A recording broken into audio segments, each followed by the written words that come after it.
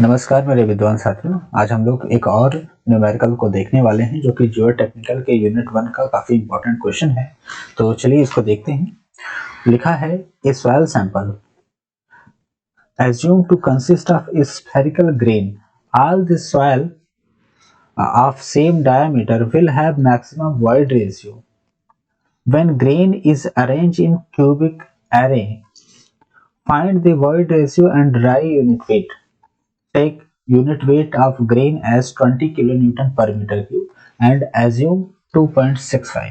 तो क्वेश्चन के कहने का मतलब है कि a soil sample assume to consist of spherical grain. तो ये वो सॉइल सैंपल है, उनके जो ग्रेन्स है, सॉइल सैंपल के जो ग्रेन है वो कैसे हैं? स्फेरिकल है, किसी तरीके का क्यूबॉइडल या फिर ट्रायंगुलर शेप का नहीं है।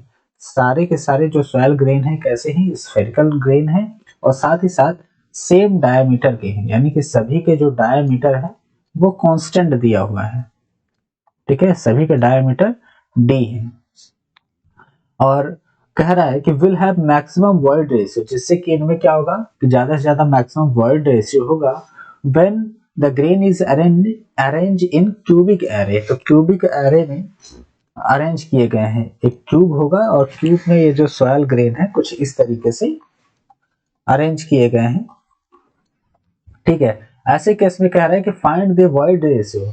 तो इस सॉइल का वॉइड रेशियो यानी कि ई क्या होगा और dry unit weight gamma D कितना होगा, ये दो चीजें हमें फाइंड आउट करनी है।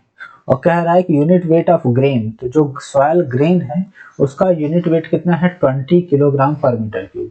तो यहाँ पे ये जो सॉइल का जो ग्रेन है इसका यूनिट वेट है, यानी कि यूनिट वेट ऑफ सॉलिड है जो कि है 20 किलो न्यूटन पर मीटर क्यूब। सॉइल का यूनिट वेट नहीं है, सॉइल का यूनिट वेट ये नहीं है। सॉइल के अंदर जो इसके कण है, इसके जो ग्रेन है, इसका जो यूनिट वेट दिया है वो है गामा एस, जो कि 20 किलो न्यूटन पर मीटर क्यूब और इसकी जो स्पेसिफिक ग्रेविटी दी है वो है 2.65 दिया हुआ है। तो इस क्वेश्चन को सॉल्व करना है, इसमें वॉइड रेशियो और ड्राई यूनिट वेट कैलकुलेट करना है। क्लियर है? तो चलिए इस क्वेश्चन को सॉल्व करते हैं, पहले समझने का प्रयास करते हैं। तो कह रहा है कि एक क्यूबॉइडल शेप है कुछ इस तरीके का, और एक मिनट, हाँ, तो इस तरीके से क्यूबॉइडल शेप है और इसके अंदर एक सेम डायामीटर के जो है कि सॉइल सॉलिड्स भरे गए हैं, इसको अरेंज किए गए हैं क्यूबॉइडल एरे में। तो इसके अंदर हमें वॉइड रेशियो निकालना है। वॉइड रेशियो जो कि ई होता है, वॉइड रेशियो ई बराबर होता है volume of void upon volume of solid. तो अगर हमें volume of void upon volume of solid ये दोनों पता चल जाए तो हम वॉइड रेशियो निकाल सकते हैं।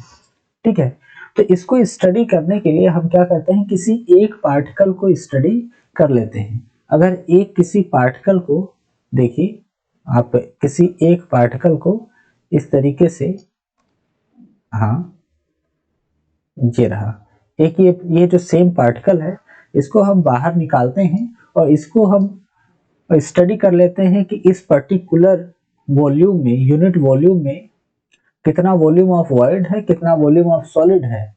तो ये क्योंकि ये रेशियो में है तो सारे के सारे ये जो सॉइल सैंपल है उसका जो है कि वॉइड रेशियो दे देगा। ठीक है, ये रेशियो में है तो सेम वही का वैल्यू प्राप्त हो जाएगी। तो इसको हम स्टडी कर सकते हैं, आप समझ सकते हैं इस बात को। जैसे अगर हम कह दें कि 10/5 तो आपको 2 वैल्यू मिलेगी और वहीं पे अगर इसको मल्टीप्लाई कर देते हैं ऊपर नीचे 10 से, ठीक है, तो ये क्या बन जाएगा 100/50, फिर भी हमें रेशियो क्या मिलेगा? 2 मिलेगा। यानी कि अगर हम एक सॉइल सॉलिड को स्टडी करें या पूरे सॉइल सॉलिड को स्टडी करें, जो वॉइड रेशियो है क्योंकि ये रेशियो में आएगा, ठीक है, तो यूनिट हमें सेम मिलेगा। क्लियर है? तो चलिए किसी एक सॉइल सॉलिड को पकड़ते हैं, एक सॉइल पार्टिकल को पकड़ते हैं और इसकी स्टडी करते हैं और इसको बाहर ले आते हैं और फिर हम देखेंगे कि ये जो सॉइल सॉलिड है जब इसको बाहर लाएंगे तो कुछ इस तरीके का हमें प्राप्त होगा एरे, और इसमें ये है अपना सॉइल सॉलिड। तो इस पर्टिकुलर वॉल्यूम में यूनिट वॉल्यूम में ये अपना सॉलिड है, और ये जो स्पेस बाकी का बच रहा है ये है वॉल्यूम ऑफ वॉइड, ये है वॉल्यूम ऑफ वॉइड, और ये क्या है, वॉल्यूम ऑफ सॉलिड है। तो वॉल्यूम ऑफ सॉलिड जो है अगर हम निकालते हैं वॉल्यूम ऑफ सॉलिड, तो ये एक स्फेयर है, ठीक है, और स्फेयर का जो वॉल्यूम आएगा वो होता है पाई डी का होल क्यूब डिवाइड बाई 6। तो ये स्फेयर का वॉल्यूम आ जाएगा। और टोटल ये जो क्यूब है, टोटल क्यूब का अगर वॉल्यूम आप कैलकुलेट करते हो, इस पूरे क्यूब का वॉल्यूम अगर आप कैलकुलेट करते हो, तो टोटल वॉल्यूम जो आपका निकल के आएगा, टोटल वॉल्यूम जो V निकल के आएगा वो, तो अगर आपका डायमीटर D मानते हो, इसका डायमीटर D मानते हो, तो इसका जो वॉल्यूम निकल के आएगा वो तो D क्यूब आएगा। तो अगर आपको वॉल्यूम ऑफ वॉइड निकालना हो तो टोटल वॉल्यूम से वॉल्यूम ऑफ सॉलिड माइनस कर देंगे तो हमें वॉल्यूम ऑफ वॉइड मिल जाएगा।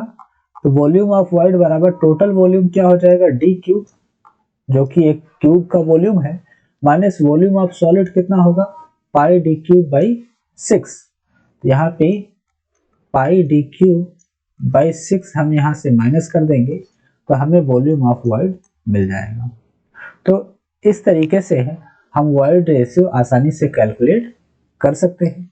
तो देखिए वॉइड रेशियो बराबर क्या होगा, सॉल्व करते हैं। तो वॉइड रेशियो E बराबर volume of void upon volume of solid. तो वॉल्यूम ऑफ वॉइड की जगह हम लिख सकते हैं D का whole cube minus pi D cube divide by 6 upon pi D cube divide by 6। Clear है। अब इसमें इसका डायमीटर सेम है, क्योंकि इसमें क्वेश्चन में बोल दिया है सारे पार्टिकल का डायमीटर सेम है, और यहाँ पे D हम कॉमन ले सकते हैं।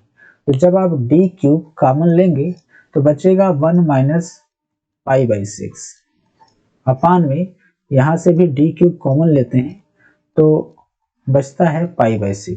तो D क्यूब कैंसिल आउट हो जाएगा। Void ratio E is equal to बचता है 1 minus pi by 6 upon pi by 6। तो इसको कैलकुलेटर में रख के इजिली हम सॉल्व कर सकते हैं। तो चलिए सॉल्व करते हैं।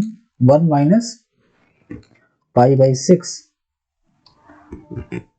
Divide by pi by 6। तो जब इसको सॉल्व करते हैं तो E की वैल्यू आ रही है 0.91, यानी कि void ratio E is equal to 0.91 बराबर 91% जो है वॉइड रेशियो हमको मिल रहा है।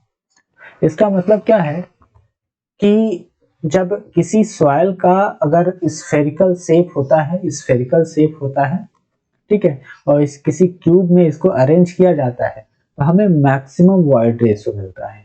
तो किसी भी सॉइल का जो मैक्सिमम वॉइड रेशियो हो सकता है वह 91% हो सकता है। मैक्सिमम वॉइड रेशियो कितना हो सकता है, 91%। ठीक है, एक यही केस है। बाकी का अगर स्फेरिकल शेप सॉइल का ना हो, ट्रायंगुलर हो, किसी दूसरे शेप का हो, तो वॉइड रेशियो उसका घट जाएगा। तो सबसे ज्यादा वॉइड रेशियो हमें तब मिलता है जब किसी सॉइल का जो शेप हो, सॉइल के पार्टिकल का जो शेप हो वो कैसा हो, स्फेरिकल ग्रेन हो और सेम डायमीटर के हो। तो ऐसे केस में हमें सबसे ज्यादा वॉइड रेशियो मिलता है। और कितना वॉइड रेशियो प्राप्त हुआ, 91% प्राप्त हुआ। ठीक है, ये आप याद भी रख सकते हैं। साथ ही साथ ड्राई यूनिट वेट भी पूछ रहा है। तो ड्राई यूनिट वेट अब G आ गया है। तो G के लिए हमने बताया था, अगर आपको कैपिटल G दिखाई देता है तो आप एक फार्मूला आपको इंपॉर्टेंट है, आपको याद रखना चाहिए, SE बराबर W इंटू जी, SE बराबर W इंटू जी, या फिर गामा बराबर G प्लस SE अपान 1 plus E into gamma W। ये दो फार्मूले हैं, लेकिन यहाँ पे हमें पूछ रहा है ड्राई यूनिट वेट, इसका मतलब हमें गामा D का वह फार्मूला यूज करना चाहिए। तो यहाँ जो गामा है, तो गामा D का फार्मूला हम यहाँ पे यूज कर सकते हैं। तो ये हमारे यूज में नहीं आएगा, लेकिन गामा D का फार्मूला यूज में आ जाएगा।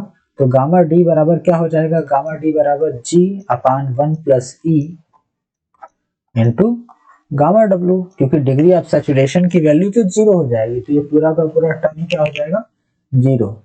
तो इस केस में गामा डी बराबर जी की वैल्यू 2.65 अपान 1 प्लस 0.91 इंटू, अगर हम ग्राम पर सीसी में निकालते हैं, देखिए यूनिट वेट ऑफ ग्रेन दिया हुआ है 20 किलोमीटर, तो उससे हमें जो है कि कोई मतलब नहीं है, क्योंकि ये किसी काम का नहीं, हमें कंफ्यूज करने के लिए दिया हुआ है, ठीक है। तो अगर हम ग्राम पर सीसी में निकालते हैं तो यहाँ पे गामा डब्ल्यू की वैल्यू 1 हो जाएगी। तो जब इसको सॉल्व करेंगे तो ड्राई यूनिट वेट आएगी 2.65 डिवाइड बाई 1.91, जब सॉल्व करेंगे तो आता है 1.387 ग्राम पर सेंटीमीटर क्यूब। तो ये हो गया ड्राई यूनिट वेट इस सॉइल का। तो इस तरीके से हमने वॉइड रेशियो और ड्राई यूनिट वेट आसानी से कैलकुलेट कर लिया है। समझ गए? आई होप कि क्या कॉन्सेप्ट रहा है, कुछ ज़्यादा टफ नहीं है, बस इसी तरीके से सारे क्वेश्चन हम सॉल्व कर सकते हैं। इस क्वेश्चन को आप एक बार प्रैक्टिस करिएगा तो आपको बहुत अच्छे से समझ में आ जाएगा। और अगर आपको वीडियो समझ में आया है तो आप इस वीडियो को लाइक कर दीजिए, अपने दोस्तों के साथ शेयर करिए, और मिलते हैं किसी दूसरे टॉपिक पे, ठीक है। तो चलिए, तब तक के लिए धन्यवाद।